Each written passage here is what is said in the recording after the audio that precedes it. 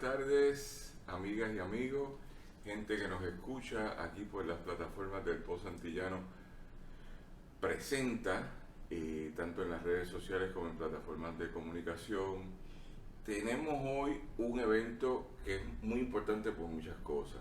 Por un lado, porque hay un amigo de esos como ancestrales. Por el otro lado, porque hay uno de los historiadores más chéveres de este país. Y por otro lado, porque es el último programa de esta temporada. Esta temporada empezó curiosamente con este muchachito, o más o menos con este muchachito que tengo aquí a mano derecha, que se llama Félix Cruz Jusino, doctor dos veces, doctor Félix Cruz Jusino. Y empezamos con el libro Tertuliando. A mi mejor recuerdo fue el primero que presentamos en enero. En esta serie que era como un chispoteo ahí, vamos a hablar. El Antillano presenta libros de reciente publicación y esto nos ha llevado a 18 sesiones de presentación, que se dice pronto, pero para los equipos de producción aquí en nuestro colectivo es tiempo, es esfuerzo, es mucha tenacidad mantener esto, así que lo celebramos con qué mejor cierre que con el que empezamos, cerramos. Pero hoy vamos a presentar un trabajo que no tiene que ver con ese tertuliando, ni tiene que ver con el libro del viaje a República Dominicana, ni tiene que ver con el otro, ni con el otro. Tiene que ver con un libro que acaba de salir publicado en febrero, que está calientito, y es un libro que yo fui a todas sus presentaciones, incluyendo el día antes, que fue la defensa de una tesis doctoral que hizo el compañero Félix Cruz Jusino en el Centro de Estudios Avanzados de Historia de Puerto Rico y el Caribe. Y el libro que presentamos hoy se titula Ebenezer López Rullol y la conceptualización de la identidad puertorriqueña, de la identidad del puertorriqueño negro. Y dentro de esa conversación, si pudiéramos tener un poquito más de iluminación, producción, para poder entonces que el libro se vea bien, dentro de esa conversación entonces tenemos este texto que me lo he leído como todas las cosas que me tengo que leer en 24 horas y vengo preparado para discutirlo. Así que creo que más allá de ser el libro de un amigo, escrito sobre otro amigo, el compañero Ebenezer López Rullol, que le hemos pedido que esté con nosotros, es un libro que si lo trabajamos bien y lo discutimos bien y lo ponemos a circular en distintos sectores, abre un debate que a mí me pareció genial, que es sobre un concepto que a través de las Naciones Unidas se introduce en esta comarca llamada Puerto Rico, básicamente desde la década de la afrodescendencia, que es 2010-2011 hasta el 2025, pero que empieza con la declaración de Durban del año 2000 sobre el milenio de la afrodescendencia, por llamarlo de una forma. Y aquí hay un debate sobre ese tema que a mí me parece que es el primero que recoge en Puerto Rico, que hay que discutir. Así que antes de proseguir, me gustaría saludar a mis amigos aquí presentes.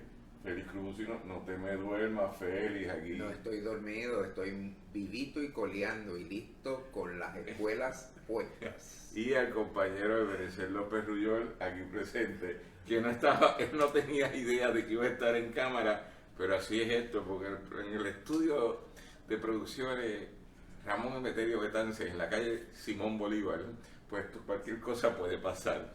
Así que vamos a estar aquí trabajando. Saludos y gracias por incluirme. Me lo voy a disfrutar. Así que vamos a ir conversando. Gracias a Alejandra Ortiz Arraiza por organizar esta producción y a el compañero Adrián Siaca Pérez por hacer viable la producción audiovisual. Así que estamos aquí. Bien, yo empiezo y tú sigues, ¿te parece? Muy bien, excelente. Pues esto es un librito que él hace porque no tenía más nada que hacer. Ya tiene un doctorado y quiere hacer un segundo doctorado. Y se registra y pone unas condiciones, ahora te voy a tirar medio, bien complicadas, porque creo que ya tenía bachillerato, ya tenía todo anterior, pero hizo un nuevo bachillerato como en 2 semestres, usó una maestría un verano y después, tú me corriges, y se sentó a escribir una tesis que era lo único que quería escribir, convalidando todo o muchas cosas anteriores, y produjo una tesis en un tiempo récord de un año y medio máximo, sobre la historia de vida de Ebenezer López Rullol, que es un motivo. Y a Ebenezer López Rullol, que lo conozco hace un rato, porque estudiamos leyes juntos, somos graduados de la misma clase en 1985 de la Escuela de Derecho de la Universidad de Puerto Rico, y a partir de ahí hemos desarrollado una amistad. Pero es una figura esencial en los últimos 50 años del movimiento por la igualdad racial en Puerto Rico. Voy a utilizar ese término porque tiene menos carga que otros términos en este momento, y ha sido un activista de muchos activismos que produjo o crea en el año 1980 el Concilio Puertorriqueño contra el Racismo. Pero Ebenezer tiene varios sombreros, y un sombrero era que es ser humano, que es sindicalista, que es esposo de Elisa Figueroa, que es padre de 2 hijas y un hijo, entre ellas Mariana, y entre ellos Christopher, y la otra se llama Alba. Cristian. Cristian, y ella, Ana Victoria. Ana Victoria. Estaba cerca, entre Alba y Ana Victoria no hay mucha diferencia. Y entonces, Que no te escuche.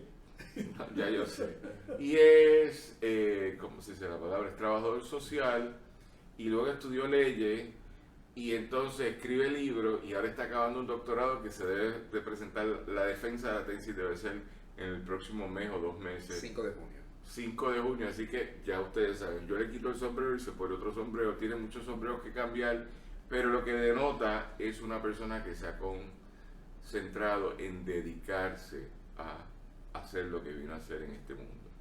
Con esa explicación de quién es Ebenezer, viene este libro. Y este libro yo lo voy a dividir en 2 partes, esencialmente hablando en 3 partes.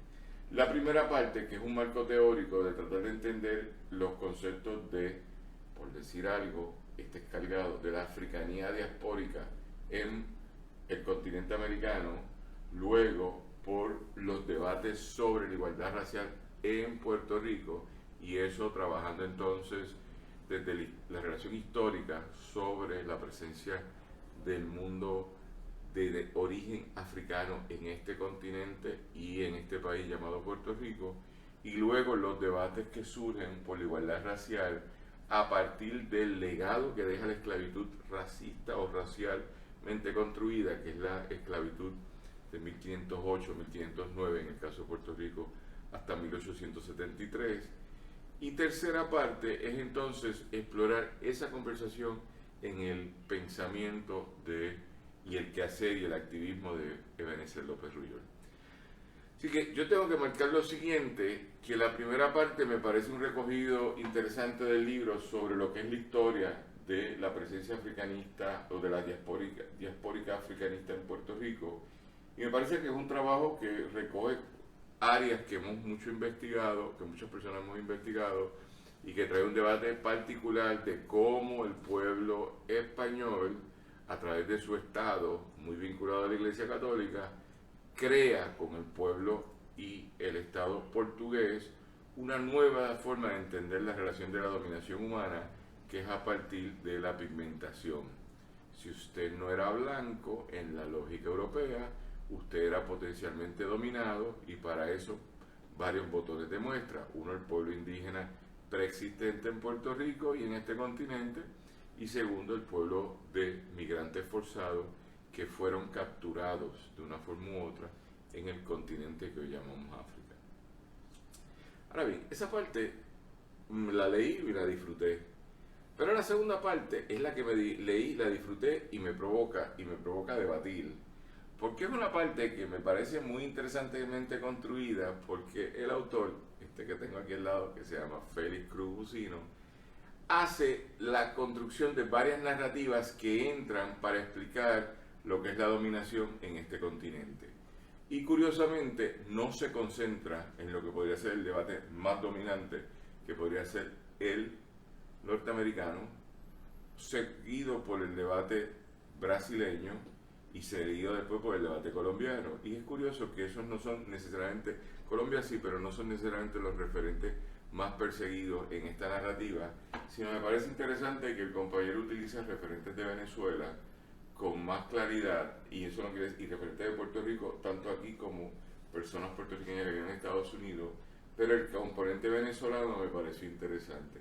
Me pareció interesante porque es un país que le he dedicado tiempo en varias visitas que he hecho, es un país que adora a Puerto Rico, pero es un país donde el concepto de la negritud se ha subestimado, es decir, se ha invisibilizado, no subestimado, y aquí no se maneja mucho, y cuando hablan del problema de Chávez y de Maduro, la gente lo habla como si fueran todos iguales y pierden de perspectiva que es una visión, es una cosmovisión muy fuerte de una clase social muy blanca que tiene una mirada muy negativa de todo lo que no sea blanco, incluyendo Hugo Chávez, que era hijo mestizo de una mujer indígena y un padre negro.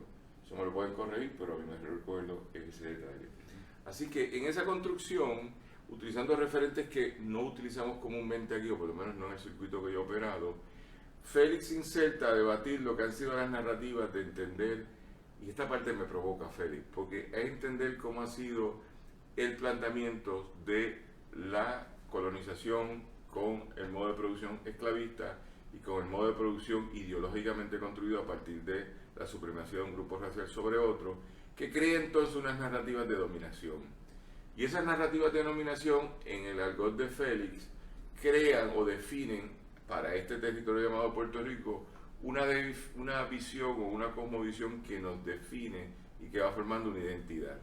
Y en esa parte trabaja, y como él es historiador más que yo soy historiador chiquito, pero él es historiador grande, y él más grande que yo, pero dentro de eso hace un planteamiento que me pareció muy interesante, porque en los libros del siglo XIX que uno ha leído, y para mí el de Bisbal, ¿cómo se llama? Moret, que es un libro clásico, dentro de esa conversación yo pienso que pasa algo interesante, porque eso yo no lo había visto, que es la construcción de la identidad nacional de Tal Benjamín, Esclavos, Prófugos y Cimarrones, que para mí es la obra más importante que explica la esclavitud de Puerto Rico, por encima de Soler, por encima de otra gente, porque es un trabajo que explica esto desde una perspectiva más de la teoría crítica, Díaz Soler, entre otros. Pero Félix hace un primer planteamiento. La construcción de la narrativa nacional de Puerto Rico, lo que sea nacional, bajo el Imperio Español, crea por decir algún modismo de explicar lo que vivimos aquí como puertorriqueño. Ese puertorriqueño se simplifica a los nacidos en este sitio. Eso parece una tontería, pero hay un diálogo ahí que no lo vi reflejado, pero me parece muy interesante, con José Luis González en El País de los Cuatro Pisos, donde él plantea que la identidad nacional realmente hablando madura en el siglo XIX y es una identidad de un africanismo de abajo hacia arriba que coloniza en lugar de que ser colonizado. Así que Félix plantea la narrativa desde el Estado que dice esos isleños, esos antillanos son puertorriqueños y realmente los puertorriqueños son los hombres blancos nacidos o criollos, nacidos aquí, que asumen esa identidad porque los otros son peninsulares y los negros ni papul ni pavanca y las mujeres tampoco ni papul ni pavanca, eso es el siglo XIX. Así que utilizando trabajos de otra gente que son bien chéveres, que son los árboles, los libros de historias genealógicas del país, pues esa construcción es interesante y tiene ramificaciones múltiples. Pero hay una contribución de empezar a explicar de cómo es la identidad de ese siglo XIX, porque se dice pronto por José Luis González, éramos negros de abajo hacia arriba, pero realmente hablando la narrativa oficial hablaba en ese debate dual de entre criollos y peninsulares, y los criollos por simplificación eran puertorriqueños y los peninsulares eran unos españoles que estaban aquí siempre de paso o eran, ¿cómo se llama ese concepto? Eran el concepto del hacendado migrante. No, estos eran presentes también porque eran funciones oficialistas de gobierno, pero que estaban ahí. Así que esa primera narrativa me parece interesante. El cambio de soberanía en 1898 plantea desde la lógica Félix un segundo momento, que es que cuando viene el americano y me empuja, pues nosotros nos defendemos y decimos, no me empuje, pues yo soy puertorriqueño, yo soy distinto a ti. Y ahí surge una lucha entre la clase hacendada, la clase burguesa urbana y los de abajo más explotados, que asumen una narrativa de defensa colectiva, que es una identidad, y se asumen como puertorriqueños, y en principio es una puertorriqueña distinta a la española, porque no está invocada por el Estado, sino por los sectores sociales desplazados.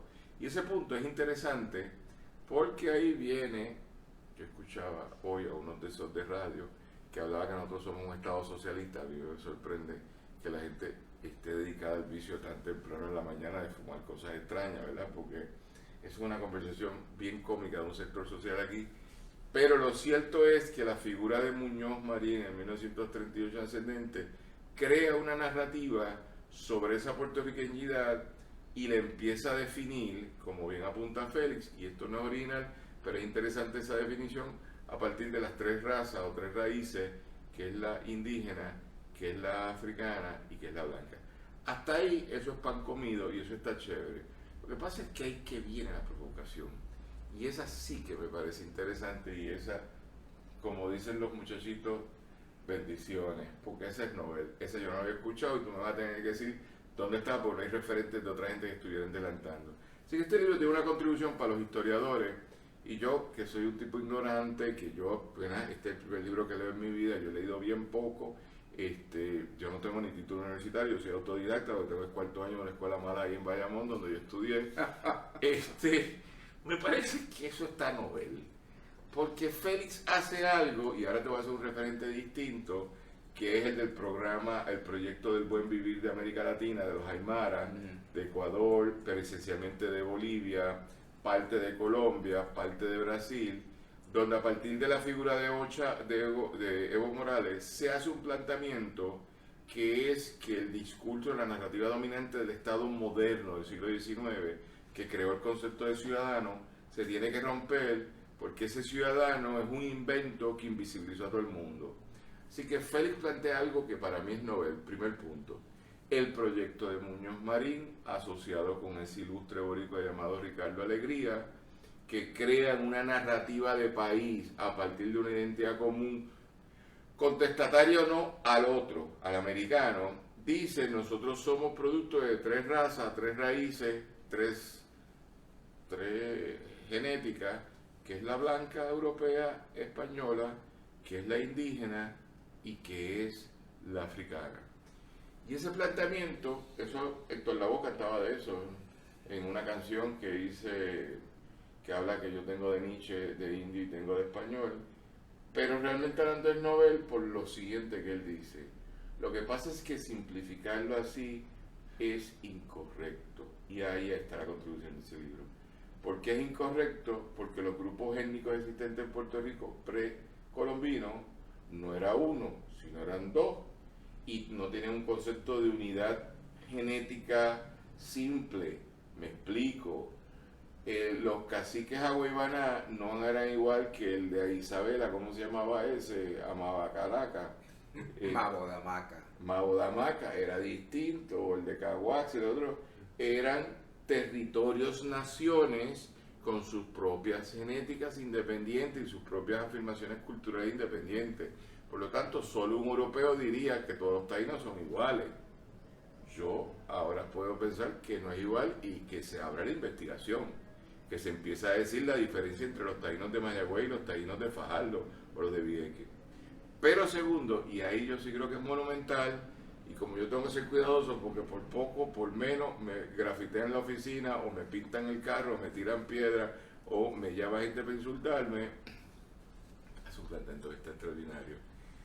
Cuestiona el planteamiento de que la tercera raíz africana es monolítica, y ahí yo tengo que coincidir completamente, porque yo, que soy de los pocos que le he dedicado 15 años de mi vida a vivir en Sudáfrica, que he escrito de esto y escribí en el pasado diciendo: espérate, no me digas que porque yo vivo en África toco tambores, porque los egipciacos, como nos acordaba el ilustre profesor de Derecho Miguel Velázquez, que es un personaje de los libros del de Derecho, pues los egipciacos no tocan tambores, tocan otra cosa, pero el ritmo de tambor que yo toco no es el del norte de África, no es el del oeste de África, no es el del sur de África, es de una porción muy particular del oeste de África que influencia y que llega aquí, y aquí se recombina, se reestructura, se redefine, y ese tambor de Puerto Rico parecerá en algo a un beat, a un tumbe que se puede escuchar en África, pero no es igual porque es el efecto de una diáspora. Pero ese planteamiento plantea entonces, contiene algo muy interesante: la pluralidad de la migración, y sobre todo entonces que habría que componer, me lo invento, si usted viene de forma dominante de una etnia carabalí, No es lo mismo una etnia yoruba o una etnia zulu. Habría que ver cuál es la etnia que lo forma usted y decir que usted viene de distintas Áfricas. Y eso es extraordinario porque entonces rompe con el proyecto de ese Estado-Nación moderno, que es el de Latinoamérica, pero que en Puerto Rico es Muñoz con Ricardo Alegría, que nos simplificó a 3 razas, cuando realmente hablando son 3 familias, y las familias tienen primos, cuñados, hermanos postizos, tiene tanta gente que no es necesariamente entonces una simplificación que ya en el 2021 uno puede seguir viviendo. Y entonces lo trae a un debate que es extraordinario, y por eso yo me voy a cuidar que te caigan chinches a ti. A mí no, pero me parece un debate muy interesante, que es un planteamiento que también es muy novel, que tiene la aserción en Venezuela, más que en Puerto Rico. En Venezuela es donde se origina el debate, que tiene una construcción que viene de Brasil, que es de donde surge la terminología, que es cuestionar qué es la afrodescendencia. Porque la afrodescendencia, realmente hablando, está chévere. Yo soy afrodescendiente, pero me simplifica que es una sola África, cuando ya te estoy diciendo que son 56 países en África, y cada uno por grupos etnonacionales que no tienen nada que ver con la modernidad europea, construyeron sus formas de ser de otra forma. Y ojo, todos somos seres humanos, sí, porque desde el mundo ese paleolítico, del Homo sapiens y el otro, las 2 familias de seres humanos, pues se fueron segregando y sí, todo el mundo es humano, pero no se desarrollaron culturalmente igual. Y eso está novel. Eso no lo ha dicho nadie. Y eso es el libro.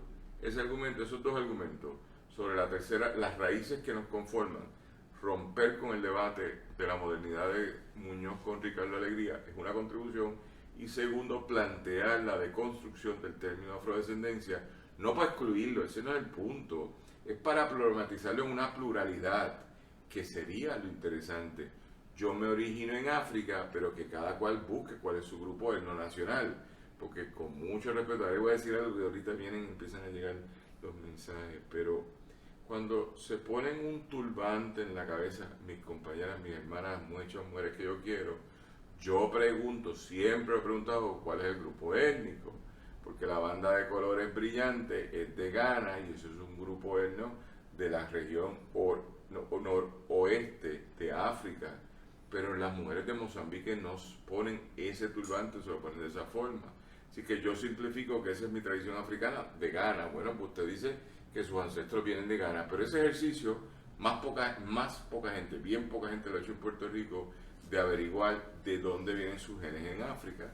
Porque con eso y las estadísticas que nos da el compañero en su trabajo, pues unas estadísticas ahí curiosas del estudio que hizo una universidad de Estados Unidos, que el 72% de mi genes es blanco caucásico español. Bueno, está chévere, ¿verdad? Pues ahí eso me dice que yo vendré a algún sitio, no lo había pensado, pero vendré a algún sitio en España. Pero los otros se dividen en grupos indígenas y se dividen en grupos africanos que me conforman. Tal otro estudio, que no es el que tú citas, que es el de los compañeros de Mayagüez, que dice que es un 40 y pico % indígena. Bueno, ¿cuál indigenismo? Pues entonces me lo vuelves a simplificar. Pero tercero, el debate contemporáneo en el diseño de la afrodescendencia, yo quiero saber a cuál africanía me sumo yo. Y eso está bien interesante. Y la tercera parte del libro, porque entonces sobre eso, que bien trabajado, pero tiene unas pistas interesantes, pues entonces si yo vengo del mundo plural, la construcción de mi identidad contemporánea del hombre y mujer negro, en lugar de ser monolítica, que es la cuarta bofetada que está dando aquí, en lugar de ser monolítica, debería ser pluralista. ¿Cómo se llama? Lo que no es monolítico, ¿cómo se llama? Monogamia, y lo contrario a monogamia, Poligamia. Sería policultural. Poliétnico. O poliétnico. Y ese debate muy poca gente lo va a querer asumir aquí hoy. Muy poca gente, porque las narrativas se hacen. De momento, estaba viendo hoy la oferta de estudios de africanía que va a dar la Universidad de Puerto Rico en agosto, muy chévere, pero es la visión de toda esa África diaspórica de una forma, cuando la construcción de la presencia negra aquí, si no quiere se pone difícil, pues habría que empezar con el negro que vinieron en los primeros barquitos que llegaron los españoles, que eran negros libres, porque los esclavos no eran negros, los esclavos eran blancos en ese momento. Pero también está el problema, que está bien documentado, que es una conversación que Félix y yo hemos tenido en mucho tiempo, y llevo un rato hablando, pero es que estoy inspirado, que es la conversación. Llevas un monólogo. Sí, espérate, pero es que me inspiré con este libro, que es que el tema, que la gente simplifica a la africanía en Puerto Rico una relación de esclavitud y dominación, y todo el mundo es esclavo dominado, y es víctima, cuando está sumamente documentado que ese planteamiento es bastante complicado y eso está ahí. Así que en ese contexto, con ese fundamento, entramos a discutir la figura de Ebenezer López Ruyol, que me provoca tanto como la figura de otro amigo, que es Irán Lozada Pérez, en el libro de Madiba, que hace un planteamiento interesante sobre una esclavitud amorosa.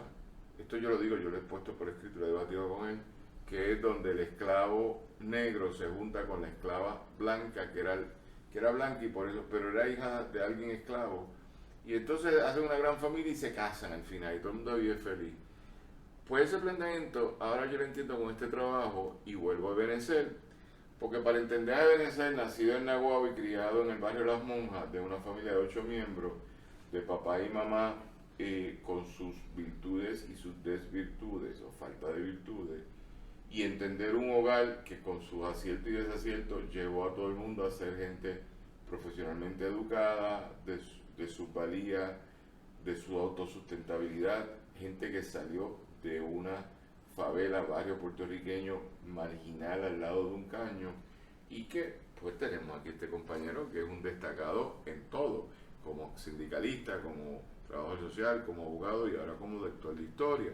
Entonces en esa construcción Félix inserta ese planteamiento que no es el dominante hoy, el de la polietnicidad no es el dominante, pero él inserta para asumir la figura de Ebenezer como una figura que se asume, y esto es un debate bastante, porque no creo que lo trabaja así, pero es como yo lo interpreto, que se asume como un ser humano que vive aquí, que tiene múltiples identidades y las vive todas, reconociendo un origen, pero no limitándose a ese origen. ¿Por qué traigo esto? Porque volvemos para atrás.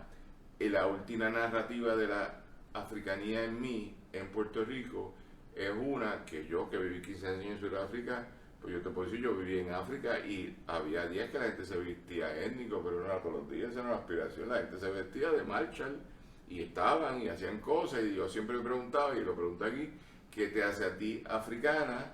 Que no sea porque le pones un turbante o un capi. Yo no creo que eso te hace africano, pero yo quiero entender las otras cosas, y ahí es que entra el trabajo, curiosamente, a hacer unos planteamientos muy interesantes sobre la solidaridad, y esto lo hemos hablado con Félix, sobre la estructura de vida matriarcal y no patriarcal, sobre el sentido del progreso colectivo, que es más matriarcal que patriarcal, y cuarto, el sentido de ser justo, pero no la gran revolución de la justicia, sino la inmediatez de la justicia en la vida diaria.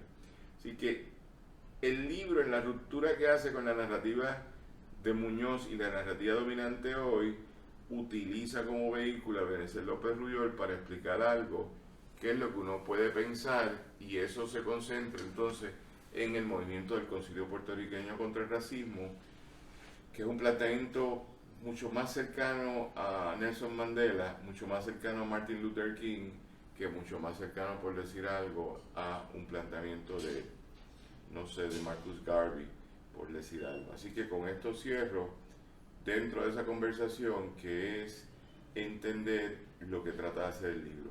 El libro trata de meterse en un debate nacional utilizando la figura de Ebenezer López Ruyol para cambiar los términos del debate. Y si ustedes me preguntan, si ustedes lo leen, si ustedes lo discuten en conferencia, pues yo creo que el libro es un caballo con un buen jinete que puede ganar la carrera, que es cambiar los ejes del debate.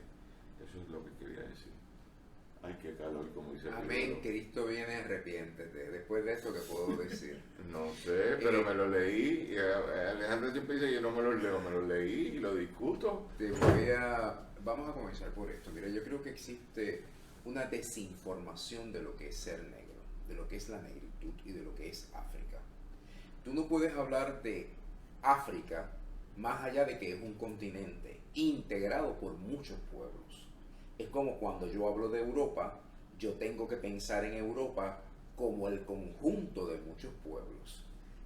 Unos tienen la piel más clara, unos son más bolivianos, y lo mismo ocurre en África. Unos son más claros, otros son más oscuros, porque son producto de una gran evolución.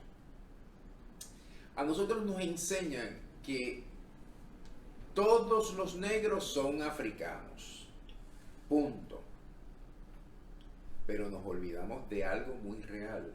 En África no es el único lugar en el planeta donde hay negros, porque hay negros en India, hay negros en la Polinesia, hay negros en Australia. El hecho de que tú tengas la piel oscura, ¿verdad?, no quiere decir que tú seas africano. Vamos a comenzar por eso. Segundo, la trata esclavista trajo una multiplicidad de personas pertenecientes a diferentes culturas, a diferentes pueblos que no tenían nada en común, ni lengua, ni identidad, ni religión. Trajeron musulmanes, como trajeron yorubas, como trajeron achantis, como trajeron de Ghana, como trajeron bereberes, etc. Entonces, cuando tú hablas de negros en Puerto Rico, tú estás hablando de una gran amalgama de seres humanos con diferentes niveles culturales y diferentes aportaciones étnicas a la sociedad puertorriqueña. ¿Qué sucedió con la esclavitud?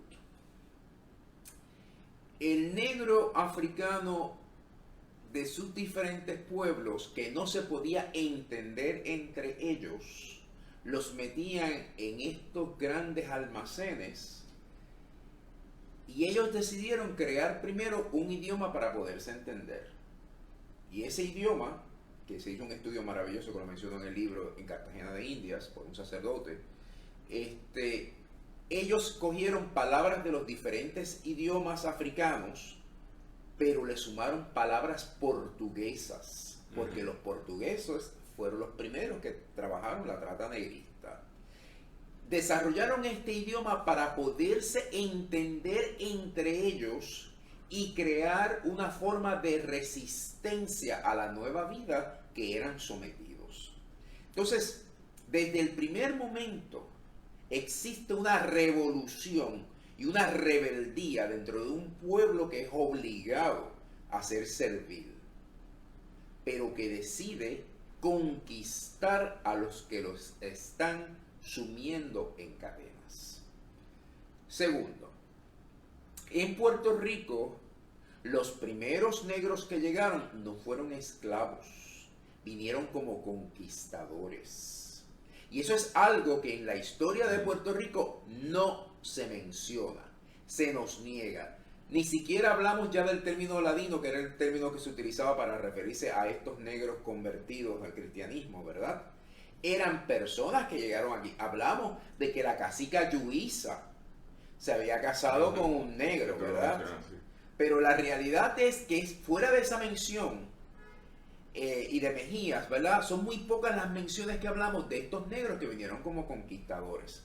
Porque la idea del oficialismo es hacernos creer que todos los negros que vinieron a Puerto Rico eran esclavos y vinieron para ser serviles. Segundo, se nos niega que gracias a España y a las leyes españolas, aquí a todo negro fugitivo de las Antillas Menores que llegaba a Puerto Rico y se convertía al catolicismo y aceptaba al rey de España como su señor, le daban la libertad. Otra situación que se da en Puerto Rico es que Puerto Rico eran 3 países. Tenía San Juan o la ciudad intramuros. En esa ciudad intramuros estaba el gobierno, los militares, que en su mayoría eran españoles o portugueses, también hubo irlandeses, hubo galeses, etcétera, que eran europeos blancos. Pero fuera de la ciudad intramuros, en lo que llamamos Puerta de Tierra, había una comunidad de negros libres. Y esa comunidad de negros libres que se forma desde el mismo principio de esta colonización comenzó a gestar la nación puertorriqueña. Lo mismo ocurre cuando las familias adineradas descendientes de europeos, entiéndase los Ponce de León, los Ramos Colón, los Ramírez de Arellano, deciden irse de una ciudad que los asfixia, una ciudad limitada, controlada por militares, y se van al partido de San Germán y crean otro país que se dedica al contrabando y crea una sociedad más abierta en la cual se integran negros libres. Había esclavos, pero la trata de esclavos o la forma en que eran tratados los esclavos en el resto de la isla o en el partido de San Germán era muy diferente a lo que ocurría en el partido de San Juan o de Puerto Rico, como se llamaba originalmente. Entonces tú vas creando diferentes historias que a nosotros nos niegan. En Puerto Rico no podemos hablar de un grupo negro, tenemos que hablar de multiplicidad de grupos negros, de etnias africanas que llegaron a Puerto Rico. Pero eso es novel, eso no se había dicho. Eso es una contribución. Segundo, esa gente de diferentes grupos decidió comunicarse para construir una nueva identidad. Esa nueva identidad que los pensadores venezolanos, hondureños y algunos colombianos y brasileños hoy día indican que fuera de que esta gente vino de África, cuando salió de África, se olvidaron de África y decidieron construirse un nuevo país, una nueva patria, una nueva identidad a donde llegaron.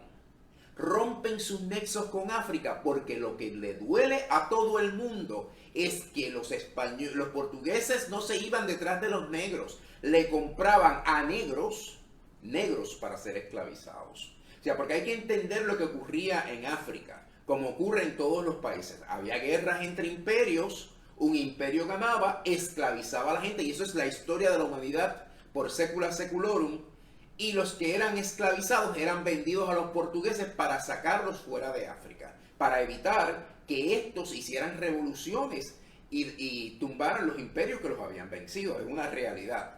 Pero esa realidad a nosotros se nos hace difícil entenderla porque no podemos captar la idea de que negros vendan negros. ¿Ves? Pero si hacemos un poquito de historia de la esclavitud que nos presenta la Biblia era de blancos, no era de negros. La esclavitud en Europa, ¿verdad? Que después evoluciona a los siervos hasta que los siervos alcanzan su libertad. El último país que le dio la libertad a los siervos fue Rusia. Eran todos blancos, era un sistema de esclavitud igual, pero de esa esclavitud nadie nos habla, nadie nos educa, solamente nos repiten constantemente: el negro era esclavo, el negro era servil, el negro era humillado. Tenía caderas. Esa no es la realidad es otra. Y la realidad es que esos negros que vinieron de África construyen una nueva identidad a donde quiera que fueron, empezando por Puerto Rico.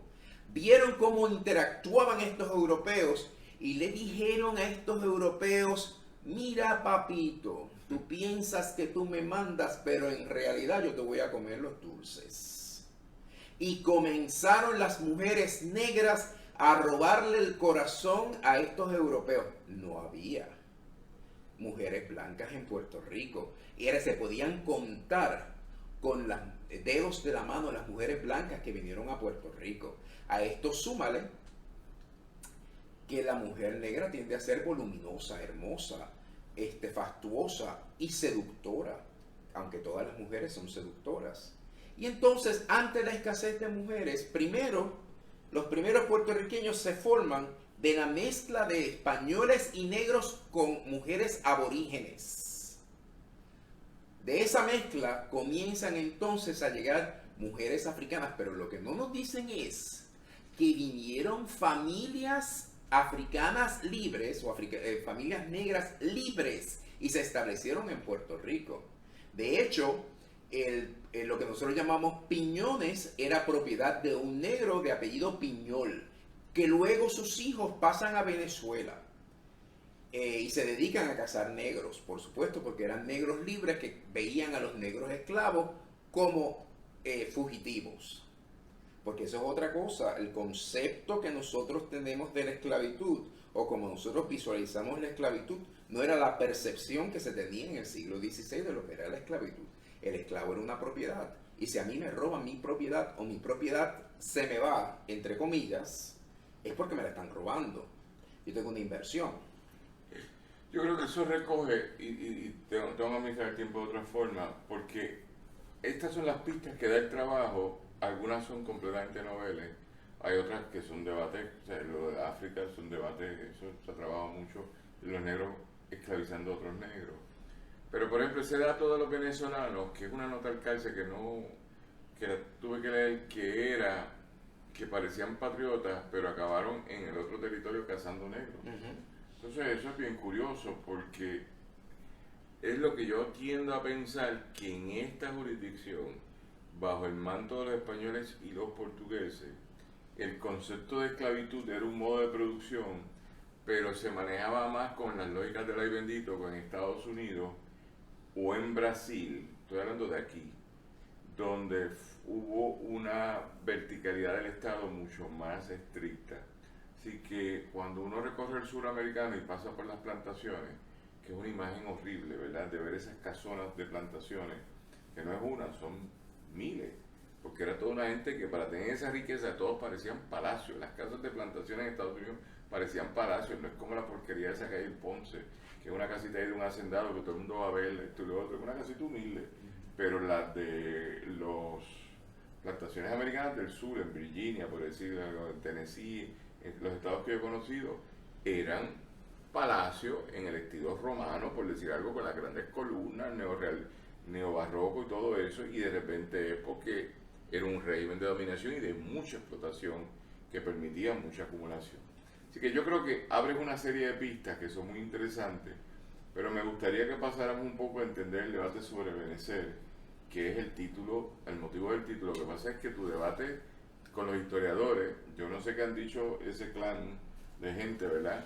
Pero yo creo que se va a abrir un debate interesante, y con los activistas y activistas contemporáneos sobre los debates de la afrodescendencia hay que abrir otro debate. Pero yo lo digo bajito para que la gente se entere, pero hay que abrir un debate porque hace un planteamiento bien interesante. Algo que quiero decir antes de hablar de Benecer es que surge un movimiento en contra del uso de la palabra afrodescendiente. Sí. No es que rechace el concepto, es que sencillamente son grupos y pensadores que no se identifican como afrodescendientes, porque los que eran africanos llegaron a América en el siglo XVI, y esos africanos construyeron una nueva identidad para sus hijos y nietos, para que no sufrieran la pérdida que ellos sufrieron. Les enseñaron a ser diferentes, a construir una nueva identidad, como hacemos muchos a través de toda nuestra existencia, ¿verdad? Entonces, surge el movimiento de, espérate un momento, yo no soy afrodescendiente, porque afrodescendientes somos todos los Homo sapiens que vivimos en el planeta. Porque el Homo sapiens salió de África. Entonces, si vamos a hablar de Homo sapiens, tenemos que hablar de que todos los Homo sapiens, sin importar el color de su piel, son afrodescendientes. Por ende, yo no me considero afrodescendiente. Yo me identifico como negro, porque yo acepto el legado de mis ancestros. Yo acepto su pluralidad. Yo acepto su sufrimiento. Yo acepto su rebeldía. Yo acepto su legado. El legado de reconstruirse en medio de todos los aspectos negativos que impedían su desarrollo.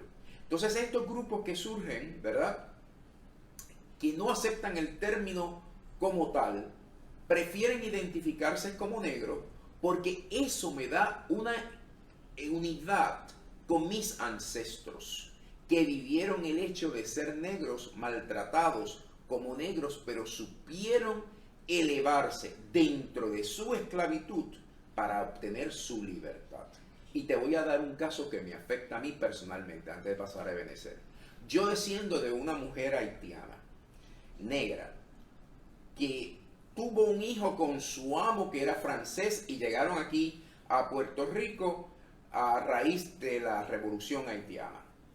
Esa negra que le pare una hija a este francés de apellido Lassou, se llamaba Benica, Benita tiene una hija que se llama Eusebia Lassus. Eusebia era esclava de su hermana, la hija de Pierre Lassus con su esposa. Esta Eusebia se une a un corso que se llamaba Dominique Simonetti y tienen 8 hijos, a los cuales él no reconoce. Se casa con otra mujer de apellido del Río, también de ascendencia negra, porque los del Río vinieron de Luisiana y tienen presencia negra, o sea, eran afrodescendientes. Y no es hasta el final de su vida, en 1891, donde decide reconocerlos como franceses a los hijos que tuvo con Eusebia. Lo interesante fue que él fue amo de sus propios hijos.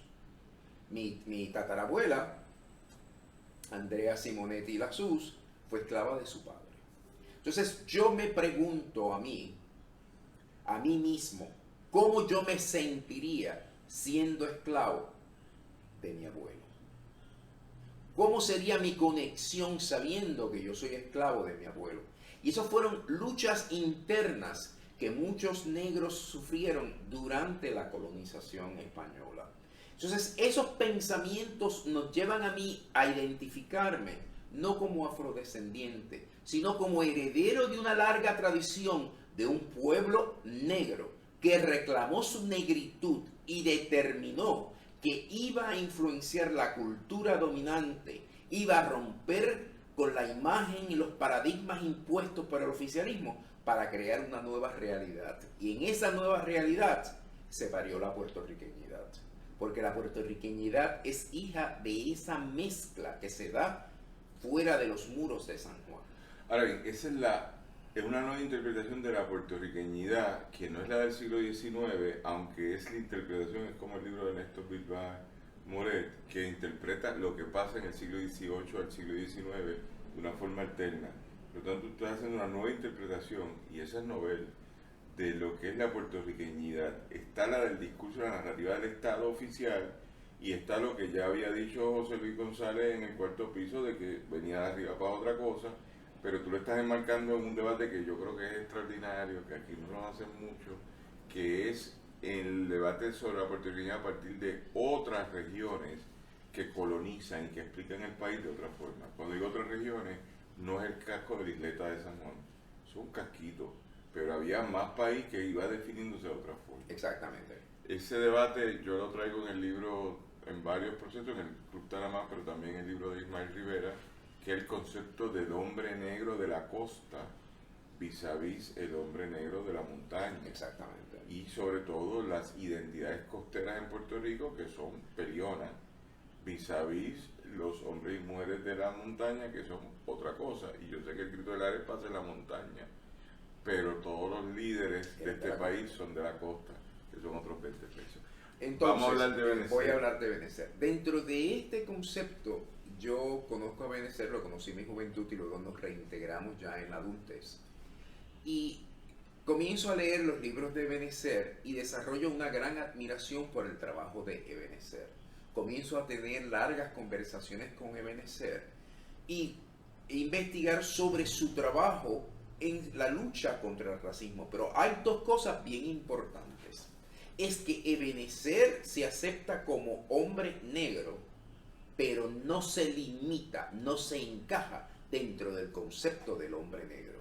Es un hombre culto, formado bajo el sistema de los 28 años del Partido Popular, donde te indoctrinaron a que la cultura puertorriqueña era un 90% europea, por no decir española. Y los negros, pues, aportaron 2 o 3 gotitas de saber, y menos los aborígenes. Pero la realidad es que en su lucha, él se va aceptando como un líder dentro de la comunidad puertorriqueña, influye en diferentes niveles y va descubriendo las diferentes maneras en que los puertorriqueños discriminamos contra el color de las personas. Y cuando digo discriminamos contra el color de las personas, no estoy hablando necesariamente de blancos y negros, porque hay negros que discriminan a negros que son más claros, y hay blancos que discriminan a blancos que son más oscuros. La realidad es que el discrimen afecta a todos los puertorriqueños dentro del concepto del colorismo. O sea, mientras más claro tú eres, pues tú te sientes más blanco. Pero en realidad, el color de tu piel no determina quién tú eres como ser humano, ni los éxitos que tú tienes en la vida. Entonces, Ebenezer se constituye en líder en diferentes campos, donde prueba que nosotros podemos crear un mejor Puerto Rico si entendemos la realidad de la sociedad puertorriqueña y afirmamos que nuestra cultura, nuestra identidad nacional tiene unas raíces que se dieron extramuros dentro de ese gran mestizaje entre negros, europeos y aborígenes. Ebenezer aporta a Puerto Rico y se constituye en un ejemplo, un prócer, una persona que logra modificar una sociedad y crear conciencia de que existe un problema y hay que erradicar ese problema. Junto con un grupo de compañeros comienza a señalar el discrimen racial, la invisibilización del negro en los medios de comunicación y exige que comencemos a ver a negros, no blancos pintados de negros, sino negros en personajes críticos en la sociedad que den ejemplo a todas las comunidades puertorriqueñas. Entonces, cuando voy a hacer mi investigación, fuera de trabajar el tema de la negritud, no solamente en Puerto Rico, porque en el libro toco los diferentes movimientos que se dan en el Caribe y se dan en América Latina en cuanto a la negritud, uso a Ebenezer y la historia de Ebenezer para ejemplificar lo que es la lucha de una familia puertorriqueña negra dentro de la marginación y la pobreza de una comunidad que se llamaba Las Monjas. Y cómo cuando tú te dispones de esas cualidades, entiéndase, unidad familiar, conciencia de llegar más allá, de romper con los límites impuestos por una sociedad que te margina, que te rechaza porque vives en una comunidad pobre, tú logras ser exitoso y vencer todas las limitaciones. Y en este caso, analizo a Ebenezer dentro de ese contexto de lo que es su vida personal y profesional como hombre negro y como líder de un Puerto Rico que se entiende y se quiere integrar a una comunidad afrocaribeña. ¿Cómo tú lo ves, Ebenezer? Bueno, yo añadiría en primer lugar que Porque hay ser un planteamiento negro, que es poliétnico, poliformista, plural, que no es asumirme como una identidad monolítica, que eso es otro debate, por eso voy a ni eso. esencialista, sino es diversificado. Yo soy un ser humano que tengo unos orígenes que no los niego, pero me integro y participo y soy múltiple. Dime, Uno de los planteamientos que yo estaba haciendo con diferentes grupos es que yo no soy africano, yo soy puertorriqueño, porque ser africano es una construcción también. Recuerden que Claro, África no se llama claro. África, eso es un nombre que le ponen, ¿verdad? Claro, Los claro. colonizadores. Así que yo no soy africano, yo soy descendiente de personas que fueron traídas desde África. Eso me da genes, me da historia que aprendo, porque tampoco la historia no viene con los genes, ¿verdad? Me da un entorno cultural que también me insertan y lo aprendo, porque pude haber sido gallego, o sea, pude haber sido criado en China, pude haber sido criado en Japón, y en ese caso, ¿qué cultura iba yo a exhibir, iba a participar? Pues en el lugar donde me crían, donde me dan todo ese insumo, ¿verdad? Así que es bien importante, los negros de Puerto Rico, yo no somos africanos, somos puertorriqueños, somos de aquí, no somos extranjeros, no somos allegados, no somos gente recogida, no somos tan constructores de esta sociedad y de esta patria como cualquiera de los otros grupos.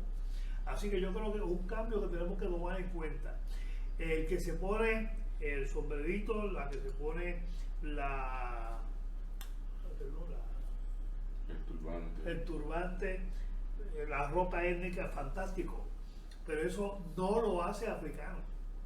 Eso son elecciones que hacemos en nuestra forma de vivir y convivir y de proyectarnos, pero ciertamente eso no cambia nuestro origen. Así que yo creo que eso es importante, porque pensar que ser negro es ser africano es extranjerizarnos. Y yo no soy extranjero en mi país, yo soy fruto de mi sociedad y soy fruto de mi cultura, y eso es lo que llevo y lo que sigo, aunque aprenda otras cosas a lo largo de la vida. Y lo otro que también quería señalar es que la negritud de Puerto Rico tiene que redefinirse en el sentido de desligarla de todos esos conceptos negativos, de que negritud era igual a esclavitud, negritud es igual a inferioridad, negritud es igual a desigualdad, y que eso se continúa perpetuando. Hay que partir de la premisa de que Puerto Rico tuvo desde bien temprano en sus albores la construcción nueva que tuvo sobre la indígena, el insumo de hombres negros que llegaron ahí como conquistadores, y quizás llegaron como conquistadores con las mismas malamañas de los conquistadores blancos. O sea, yo no creo que Juan Garrido fuese menos agresivo con los indígenas que los españoles blancos. Juan Garrido tenía que haber sido igual de sanguinario, igual de batón, igual de interesado en el lucro, ¿verdad?, de su gestión en Puerto Rico, que cualquiera otro de los colonizadores. O sea, el ser negro no lo hacía diferente. Se casó diferente. con un indígena, ¿verdad? ¿Perdón? Juan Garrido es el que se casa con el indígena. Creo que sí, Mesías, no me acuerdo. Pero la cuestión es que el hecho de que fuera negro no lo ubica en una perspectiva diferente a la que traen todos los demás colonizadores. Porque los colonizadores no vienen aquí a cristianizar a nadie, vienen a buscar riqueza. Y todo el que hacía ese viaje riesgoso, costoso, de cruzar el Atlántico para llegar aquí, venía a buscar dinero, venía a buscar riqueza. Así que yo creo que eso es bien importante. Puerto Rico tuvo desde sus albores el insumo de hombres negros, brillantes, bravos, aguerridos, que vinieron aquí y sembraron semillas. Tan fue así que Juan Garrido después siguió con Juan Ponce de León para otros lugares, hasta Florida, etc. Así que, y a México. Así que eso es bien importante. El puertorriqueño negro tiene unas raíces negras que se puertorriqueñizaron. Juan Garrido no era puertorriqueño, pero yo imagino que si dejó descendencia alguna en Puerto Rico relacionada, esa descendencia se fue desligando con el tiempo de la africanía que pudo haber tenido, si alguna, en Juan Garrido, porque Juan Garrido tampoco vino a Puerto Rico desde África, vino desde España. Así que otro proceso de aculturación que él tuvo como ser humano, y de aprendizaje y de formación de su vida. A esto tengo que añadirle que en el libro menciono varios casos de negros conquistadores que tuvieron españoles trabajando para ellos y administrando y trabajando en sus minas. O sea, el concepto de discrimen racial que nosotros tenemos no estaba todavía cuajado al inicio de la conquista del Nuevo Mundo. Acuérdense que la esclavitud se adapta porque los moros, los árabes que estaban en el sur de España, tenían esclavos negros. Y entonces los reyes católicos y estos nuevos españoles que entraron a conquistar los reinos moros adaptan la esclavitud negra de los moros. Porque otra cosa que hay que tener consciente de que el norte de África, que ya era musulmana, esclavizaba a otros pueblos negros que no eran seguidores del Islam. O sea, para entender lo que ocurre en los procesos formativos de Puerto Rico, hay que entender la historia y visualizarla en las diferentes etapas y de los diferentes pueblos que llegaron a Puerto Rico. Ahí hay unos debates, por ejemplo, el de la bula de 1503 que prohíbe a los hebreos y a los musulmanes aquí, pues una bula bastante importante, pues nos impone el catolicismo, ¿verdad? Y hay una orden del Papa que dice que los que ven aquí tienen que ser católicos, y el que no, pues no viene. Por lo tanto, si usted quiere ir, usted se hace católico, que es el debate si Colón es sefardita o no es sefardita, y si es sefardita, pues era un judío guillado, escondidito, pero se asume católico. Pero lo segundo, dentro de eso que están trayendo, y lo que trae Benezet, es que yo creo que el debate hay que profundizarlo, abrirlo, seguir explorándolo. Pero eso que tú dices, que está en el libro de Benezet, Boricuas son de aquí, los conoce, que me acuerdo de una obra de teatro que yo vi en Inglaterra hace años atrás, que era sobre los inventos de la humanidad que habían hecho gente negra. Pues un montón de inventos fueron hechos por negros, como un montón de inventos fueron hechos por blancos. El problema es que solo me has contado un lado de la historia y me lo invisibilizaste y me homogenizaste a todo el mundo como blanco caucásico cuando no era verdad. Así que cuando yo traigo eso a Puerto Rico ahora, se abre un debate interesante, porque en el libro de Negrón Portillo y el otro sobre los esclavos de San Juan, los esclavos de San Juan que vivían esencialmente en La Perla o en Puerta de Tierra, los esclavos no, los negros y negras libertos que vivían allí, pues eran bastante curiosos porque algunos eran solidarios y apoyaban a los hijos de los negros esclavizados y los tenían y los cuidaban, pero otros tenían esclavos que los alquilaban. Entonces, habían negros y habían negros que tenían distintas funciones, que es un poco ese concepto que lo estoy escuchando por primera vez, que es de los colonizadores negros, los conquistadores negros. En Puerto Rico lo estoy escuchando por primera vez, pero es un debate muy interesante que nos hace problematizar. ¿Por qué yo digo esto? Que es mi debate con el Club de Esquife, 1942, el único caso que existe en el Tribunal Supremo de Puerto Rico sobre el racismo, el Esquife. No hay más casos, los otros son, bueno, está uno de la Toyota, pero ese es por discrimen, por la cuestión de récord criminal, esto y lo otro. Pero cuando uno ve ese caso de 1942, que yo lo he usado tantas Caso veces, de Muriel versus Suazo. el Muriel versus Suazo, Suazo era el gallego y Muriel era el teniente condecorado de la Segunda Guerra Mundial, teniente negro, puertorriqueño, que peleó para el ejército americano y viene condecorado y no lo dejan entrar en el club del Suazo. El Esquife, que queda en la calle, ¿cómo se llama esa calle en Barrio Obrero? Lipnik con N, Lupit, que es una calle en Barrio Obrero que estaba allí y desembocaba en el caño. Sí. Y estaba sobre agua. Bueno, pues vamos a hablar de eso. Un negro yendo a bailar en 1942, que curiosamente yo me puse a investigar recientemente cuando estaba haciendo el libro de Cortijo, y los que van a bailar esa noche es Muriel con su esposa, fulano con su esposa y Jorge Jado con su esposa. Y Jorge Jado, que es un Jorge Jado que no es familia del presidente, pero se llaman igual. Y yo hice las preguntas, es un Jorge Jado de Caguas, que era un hombre empresario. Entonces, en esa consideración, yo no estoy diciendo que aquí no hay racismo, aquí hay mucho racismo. Claro. Aquí hay distintas formas de marginación, todo eso.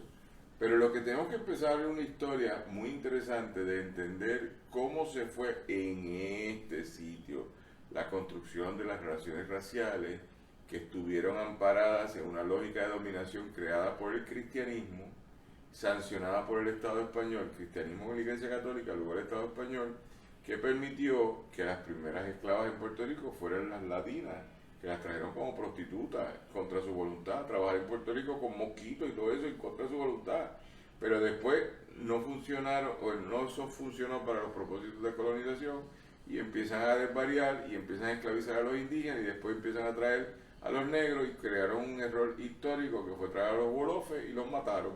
Los wolofes mataron a todos los españoles y después convirtieron a los wolofes en conquistadores desde Senegal de los hombres y mujeres apresados, que los wolofes eran los que los vendían a los españoles y a los portugueses. Quiero añadirte algo que es bien importante tener consciente. En Puerto Rico, los conquistadores europeos, los conquistadores españoles, que se casaban con negras hasta 1580, reconocían a sus hijos como hombres libres. Es en 1580 que la corona española prohíbe que el europeo que tenga hijos con negros los reconozca como hombres libres, porque temían que la sociedad puertorriqueña en ese momento estaba dominada por personas que no eran blancos.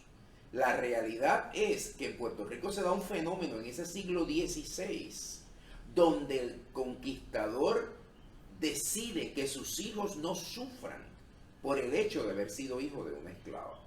Y es un fenómeno que a nosotros nunca nos enseñan en nuestras clases de historia. La historia está siendo revisada y reescrita constantemente. La documentación que surge recientemente nos presenta un Puerto Rico que nosotros no conocemos. Y es importante revisar nuestra historia, el legado de los negros en Puerto Rico, y reinsertarlo dentro de un nuevo discurso que es la formación de la identidad nacional como puertorriqueños. Porque los primeros europeos se consideraban peninsulares. Sus hijos que tuvieron con mujeres blancas, que eran la minoría, se llamaban criollos. ¿Cómo se llamaban los hijos mestizos? Esos hijos mestizos que no eran peninsulares ni tenían una conexión ni oportunidades en la península. En ese momento comienza a gestarse la patria. En ese momento comienza a gestarse una nueva identidad. primero con mujeres aborígenes y luego con mujeres negras. Y así nace Puerto Rico. Bueno, yo lo que pasa es que, primero les doy las gracias a los dos. Yo creo que es un trabajo monumental, este trabajo que hace Félix Cruz Usino, el doctor Félix Cruz Usino, titulado Ebenezer López Rulló y la conceptualización de la identidad del puertorriqueño negro, que es sobre este señor que está aquí, que es el licenciado y maestro por maestría de trabajo social, licenciado abogado y maestro de maestría y también licenciado en trabajo social y casi doctor, porque ya en unos días debe pasar su doctorado y lo llamaremos el doctor Ebenezer López Rulló. Yo creo que hay que cerrar primero para felicitar a Félix por la iniciativa, que es una iniciativa muy importante de documentar a toda persona que ha hecho una contribución en Puerto Rico. Cuando yo leí esto pensé en Ricardo Romualdo Rivera Correa, que es una pena que tú no sé si lo conociste, pero que no se documentó y se nos fue, y es una figura muy importante de Canóvana, Sí. que dejó un gran legado, más allá de ser el fundador del Club Tanamá, pero un gran legado literario, y alguien va a tener que escribir un día la historia de ese señor, que creo que al día de hoy ya no tiene descendencia en Puerto Rico, tengo que confirmar, se ha muerto todo el mundo, pero que una figura de Canóvana que nadie ha sacado el tiempo para ponerle una tarja, aunque sea allí en la plaza de ese municipio. Pero este acto de reconocer a Ebenezer, pues lo tengo que celebrar, porque hay que reconocer a Ebenezer y hay que reconocer a tanta gente, pero hay que empezar. Y ese reconocimiento es un inicio. Así que yo invito a las historiadoras y historiadores del país, a los escritores y escritoras, a seguir documentando figuras que han hecho un gran legado y que a partir de textos como estos se crea una memoria ya concreta de lo que fue nuestro pasado. Y nuestro pasado, con todas las herramientas que tenemos hoy, fue mucho más complejo. Simplificarlo puede ser a favor de alguien, pero no necesariamente a favor de un proyecto de país que en su complejidad tiene nuevas resoluciones que nos hacen entender por qué hoy pasan las cosas de una forma y no de otra. Así que a nombre del Pozo Antillano quisiera dar las gracias a Ebenezer López Rulló por haberse unido y al compañero Félix Cruz Usino por haber participado, venido los dos de pueblos tan distantes como el cruce de Trujillo Alto 1 y el otro de Canóvana, esto es bien lejos, ¿entiendes? Porque Adrián, casi nadie llega hasta Santurce porque Santurce es como un país distinto, pero están aquí con nosotros. Peligroso. Invitamos a que consigan el texto del libro que está en las plataformas de distribución del libro, está al amparo de Félix Cruz y sus formatos de las redes sociales como él se comunica, y también está en algunas de las librerías principales del país, también Tendido La Mágica y Casa Norberto y Norberto González, y hay que leerlo porque ahora entre las actividades que estamos promocionando el próximo 19 de junio, el compañero Félix Cruz Usino funda, patrocina, promueve el Congreso de Historia Oral de Puerto Rico, y ese congreso vamos a participar una serie de nosotros, y dentro de eso entonces esto es un texto para llevarlo allí para debatir. Con este texto y las iniciativas que se están haciendo en otros lugares, incluyendo la Universidad de Puerto Rico, con el Instituto de Estudios de Raza y Racialidad, así como también con instituciones más históricas como el Concilio Puertorriqueño contra el Racismo, yo lo que creo es que hay que profundizar, seguir hablando de un debate, porque no me pueden decir que aquí no se ha escrito nada. En los pasados 10 años se ha escrito más que en los pasados 4 siglos sobre el tema de las relaciones raciales en Puerto Rico. Todas hemos hecho una contribución, pues vamos a leerlo y vamos a debatir. Aquí se escribe, se piensa, se debate y se investiga. Con esa nota, nuevamente muchas gracias por estar. Gracias. Será hasta agosto, nos despedimos hoy, este es el último programa de la temporada del Pozo Antillano regresamos en la tercera, el Pozo Antillano presenta, regresamos en la tercera semana de agosto, nuevamente con una nueva serie, 18 capítulos, episodios, y a partir del martes que viene iniciamos la programación de verano del Pozo Antillano, que tiene unos regalitos de los más interesantes y le vamos a pasar bien. A nombre de el Pozo Antillano y de todo lo que hacemos aquí desde Santurce, en el estudio Ramón Emeterio Betance, muchas gracias a todas y a todos por habernos seguido. Será hasta entonces. Gracias.